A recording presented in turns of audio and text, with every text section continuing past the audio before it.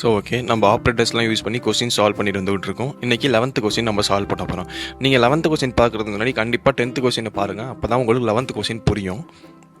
ஏன்னா அதில் தான் நம்ம கொஸ்டின்ஸ்லாம் டிஜிட்டை எப்படி பிரித்து எழுதுறது அப்படின்னு சொல்லிட்டு அழகாக எக்ஸ்பிளைன் பண்ணியிருப்பேன் ஈஸியாக.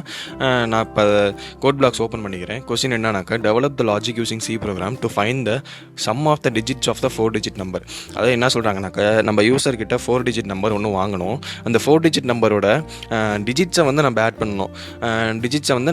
பண்ணணும். இப்போ நான் அந்த நம்பர் பிரித்து எழுதுகிற இதுலேருந்து நம்பர் பிரித்து எழுதுகிற பார்ட் வரைக்கும் நான் காப்பி பண்ணிக்கிறேன். நான் எனக்கு தேவையான இந்த இதில் பேஸ்ட் பண்ணிக்கிறேன் இந்த ப்ரோக்ராமில். முதல்ல ஹேஷ் இன்க்ளூட், அதாவது ஹெடர் ஃபைல்ஸ் போட்டுக்கலாம்.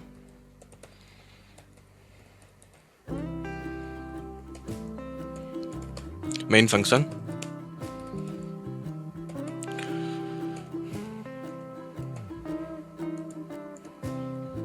ரிட்டர்ன் 0.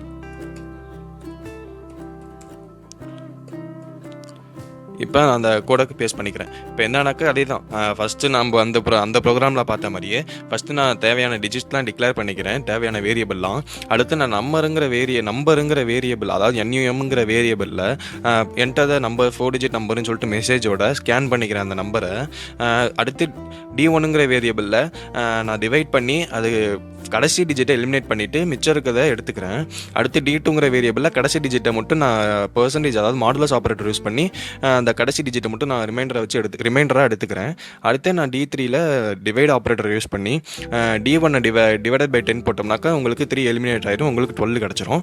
அடுத்து அந்த இதை டிவைட் பண்ணுறப்ப ரிமைண்டர் என்ன கிடைக்குமோ அது மாடுலஸ் போட்டால் கிடைக்குமா, அதனால் அந்த ரிமைண்டரை 3ன்னு சொல்லிட்டு இந்த இடத்துல ரிமைண்டர் போடுறப்ப உங்களுக்கு ஆன்சர் கிடச்சிரும். அந்த மாதிரி இப்போ போன வீடியோ பார்த்தீங்கன்னா கண்டிப்பாக இந்த வீடியோ புரிஞ்சிருக்கும்.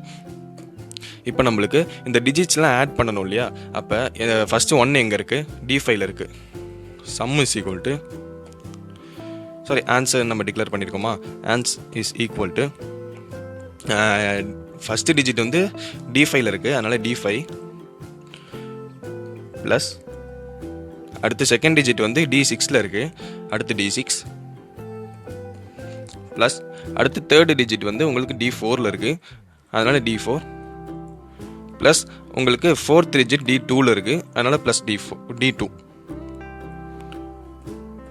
இப்போ உங்களுக்கு ஆன்சர் கிடச்சிருச்சு, அதாவது இந்த டிஜிட்ஸை ஆட் பண்ணி உங்களுக்கு ஆன்சர் கிடச்சிருச்சு.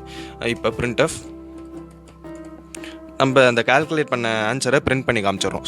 /n sum of digits of %d. இந்த %d எதுக்குனாக்கா நம்ம இன்புட் வாங்கணும் இல்லையா, அந்த நம்பரை பிரிண்ட் பண்ணி காமிக்கிறதுக்காக இந்த %d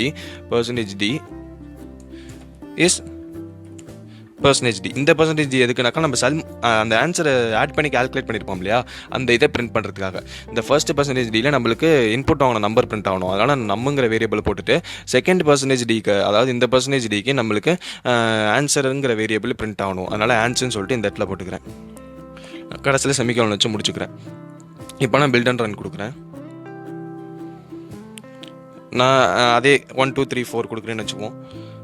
இப்போ sum of digits of 1 2 3 4 is 10ன்னு சொல்லிட்டு அவுட்புட் வந்துருச்சு. இப்போ நம்ம ஆட் பண்ணி பார்ப்போமா, 1 + 2 வந்து 3, 3 + 3 6, 6 + 4 10 உங்களுக்கு அவுட்புட் வந்துருச்சு. இப்போ நான் பில்ட் அண்ட் ரன் கொடுத்துட்டு வேறு நம்பர் கொடுக்குறேன். 2 3 2 4 3 1 உங்களுக்கு 10 தான் இப்பயும் வரும். ஏன்னா நம்ம இதை மட்டும் மாற்றிருக்கோம், அந்த 1 2 3 4ங்கிற ஆர்டரை மாற்றி அதே வேரியபிள் தான், அதாவது அதே நம்பர் தான் கொடுத்துருக்கோம். ஆட் பண்ணாலும் அதே வேல்யூ தான் வரும். ஸோ இந்த வீடியோ அவ்வளோதான். பார்த்துக்கிறோமா, நிறைய பிடிச்சிருந்தா லைக், ஷேர், சப்ஸ்கிரைப்லாம் பண்ணிக்கோங்க.